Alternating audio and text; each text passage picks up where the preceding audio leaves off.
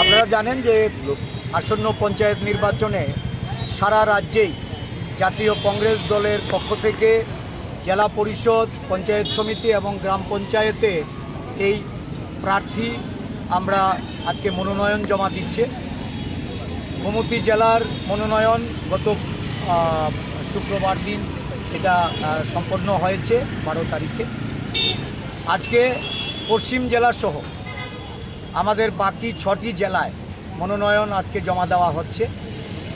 এই নির্বাচনকে প্রহসনে পরিণত করার শাসক দলের যে ষড়যন্ত্র, একে ভেস্তে দিয়ে জাতীয় কংগ্রেস দল আজকে মনোনয়ন জমার মধ্য দিয়ে এই রাজ্যের যারা গ্রাম পঞ্চায়েতে বসবাসকারী সাধারণ মানুষ, ভোটার, তাদের আশীর্বাদ, তাদের সহযোগিতা, সমর্থন প্রার্থনা করছে।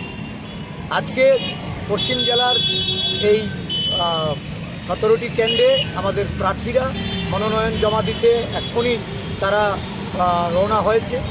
আগামী 8 তারিখে সাধারণ নির্বাচনে প্রতিদ্বন্দ্বিতা করে জয়ী হওয়ার লক্ষ্যে সাধারণ মানুষের আশীর্বাদ পাবে।